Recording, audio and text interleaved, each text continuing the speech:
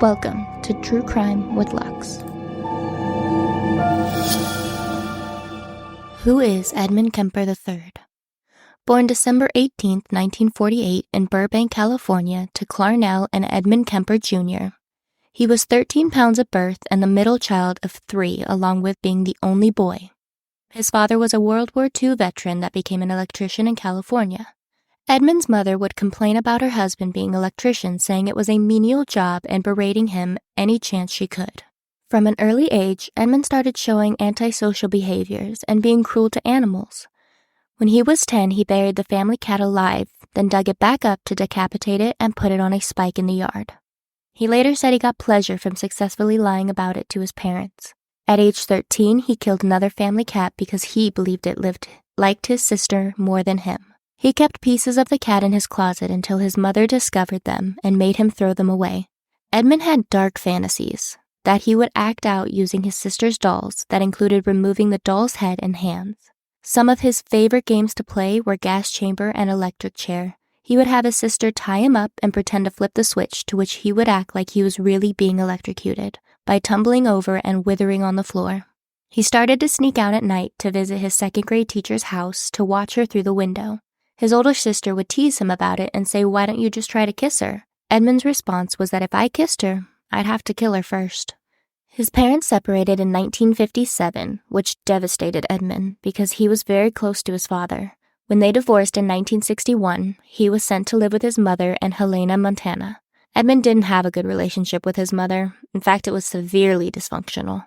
Clarnell was an abusive alcoholic that belittled and humiliated Edmund. She would often make him sleep in the basement, locking him in, saying she feared he would harm his sisters because of his size. He was 6'4" by the age of 15. Clarnell never showed any affection towards him, saying it was because she didn't want to turn him gay. And then she would tell him that he was like his father and no woman would ever love him.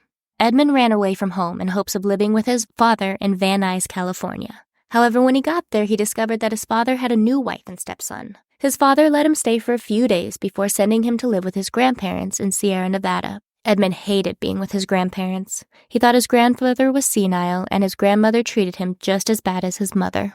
On August 27, 1964, Edmund was sitting at the table with his grandmother, Maud Matilda Kemper, when they got into an argument. He got mad and grabbed a rifle, shooting her in the head and twice more in her back. He then waited for his grandfather, Edmund Kemper Sr., to return home. When he arrived, Edmund went outside and shot him in the driveway, later saying he only killed him so he wouldn't have to know his wife was dead. He then called his mother to ask what he should do. She told him to call the police and confess. He called and waited for them to arrive. His crimes were deemed incomprehensible for a 15-year-old to commit. He was diagnosed with paranoid schizophrenia and sent to Atascadero State Hospital, a maximum security facility in San Luis Obispo County for mentally ill convicts. While in prison, psychiatrists and social workers disagreed with the diagnosis of paranoid schizophrenia, stating he had no flight of ideas, no interference with thoughts, no expression of delusions or hallucinations, and no evidence of bizarre thinking. They found him to be intelligent and did an IQ test that resulted in a 136. They diagnosed him with a personality trait disturbance, passive-aggressive type. Edmund was a model prisoner and trusted by his psychiatrist so much that they trained him how to administer the test on other inmates. Edmund later in life confessed that it was helpful to know how the tests were done so he could manipulate them and that he learned a lot when he gave the test to sex offenders. In 1969, on his 21st birthday, Edmund was released into his mother's care. She had recently moved to Aptos, California, and got an administrative assistant's job at the University of California, Santa Cruz. Edmund showed such good behavior to his psychiatrist that on November 29th, 1972, his juvenile record was expunged. Edmund attended community college as part of his parole requirements and had hopes of becoming a police officer, but was rejected from the academy due to his size. He stood 6'9". He still had a relationship with the Santa Cruz police officers and would hang out with them at the bar called Jury Room. He worked some menial jobs before getting a job at the State of California Division of Highways. He was able to save up enough money to finally move out of his mother's house. But their relationship was still toxic because Clarnell would call him all the time and randomly show up to his place, where they would get into arguments. Edmund struggled financially, so when he wasn't able to afford his place, he would have to move back in with his mother. In 1973, Edmund was in a car accident while riding his motorcycle and injured his arm. He received a $1,500 settlement in the civil suit, which is about $100,000 in today's conversion. He used the money to buy a 1969 Ford Galaxy. While he was driving around, he started to notice how many women were hitchhiking and began giving them rides. He said he did this around 150 times before he started to get homicidal sexual urges towards the women he picked up. This is when his killing spree began. On May 7, 1972, he was driving in Berkeley when he saw Mary Ann Presch and Anita Mary Luchessa. They were both 18 and looking for a ride to Stanford University, so Edmund offered them a ride. He drove them for an hour to a secluded area in Alameda. The girls hadn't noticed that they were going the wrong way. He then handcuffed Mary and placed Anita in the trunk. He then began to stab and strangle Mary to death, first before doing the same to Anita. He then placed both bodies in his trunk and started to drive back to his apartment when he was pulled over for a broken taillight. The officer didn't suspect anything, and Edmund acted normal, so after discussing getting the taillight fixed, the officer sent him on his way. Edmund returned to his apartment and found his roommate was not home, so he took the bodies inside. He had sex with the bodies and took photos before dismembering them. He placed them in bags, later dumping them near the Loma Prieto mountain.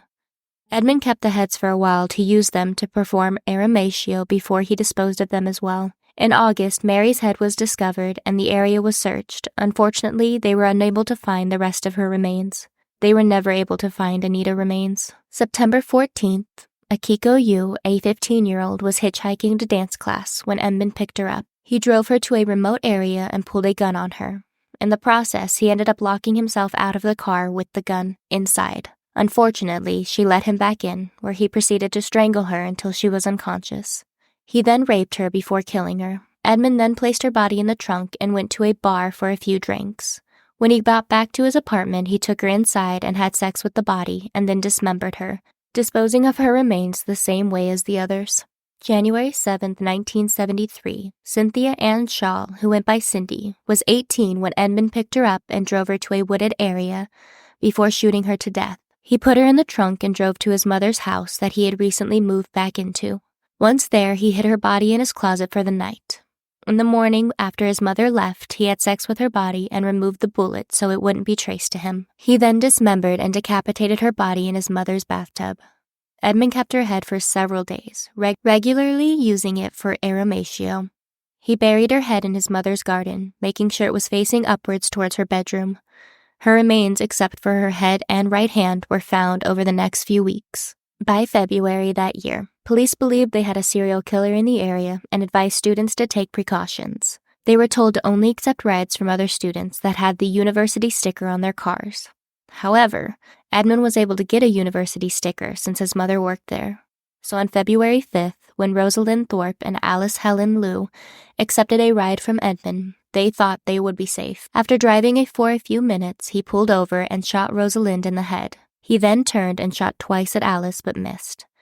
The third shot hit her in the temple, killing her. He drove to his mother's house, decapitating them in the car before taking their bodies inside to have sex. He dismembered them and removed the bullets before disposing of their bodies. Some of the remains were discovered in March. On April 20th, 1973, Edmund woke up when his mother came home late from a party. He went into her room after she fell asleep and bludgeoned her with a claw hammer and slit her throat with a penknife. He decapitated her, placing her head on a shelf where he screamed at it for hours while throwing darts at her face. Edmund then cut out her tongue and larynx. Her body was put in a closet and then he went out to have a few drinks. When he got home, he called Clarnell's best friend, Sarah Taylor Hellett, to come over for dinner and movie. When she arrived, he strangled her to death and placed her in a closet. He cleaned up and left a note for police that read, "No need for her to suffer any more at the hands of this horrible, murderous butcher." It was quick, asleep, the way I wanted it. Not sloppy and incomplete, gents, just a lack of time. I got things to do. After he was done, he drove non-stop to Pueblo, Colorado, taking caffeine pills to stay awake during the 1,000-mile drive. He had guns and ammo in the car, believing he was being tracked down by the police. After not hearing any news about the murders once he got to Pueblo, he found a phone booth and called the police station to confess, but they didn't believe him, and he told them to call back. Several hours later, he called back and asked to speak to an officer that he knew personally. He confessed again to him and was taken seriously. Edmund waited for the police to arrive and arrest him. When they got there, he told them about the students he had also killed. On May 7, 1973, Edmund Kemper was indicted on 8 counts of first-degree murder. Due to his detailed confession, the only choice his attorney had was to try and plead not guilty by reason of insanity. The trial began on October 23rd. He was found sane by 3 court-appointed psychiatrists. He took the stand on November 1st and testified that he killed the victims because he wanted them all to himself like possessions. He then tried to say he had 2 beings inhabiting his body, and when the killer personality took over, he would black out. On November 8th, the 6-man and 6-woman jury deliberated for 5 hours before finding him sane and guilty on all counts. Edmund asked for the death penalty, but was denied due to capital punishment no longer being allowed in California. He was sentenced to 7 years to life for each count to be served concurrently and was sent to California Medical Facility in Vacaville. Edmund is considered a model prisoner and is held in the general population. While in prison, he scheduled other inmate psychiatrist appointments and became a narrator of audiobooks, recording over 5,000 hours until 2015, when he had a stroke and was declared medically disabled. He has worked with the FBI to help them better understand the mind of a serial killer. He is honest, and it has been said he is friendly, open, sensitive, and has a good sense of humor. There have been movies, documentaries, and shows based on Edmund Kemper.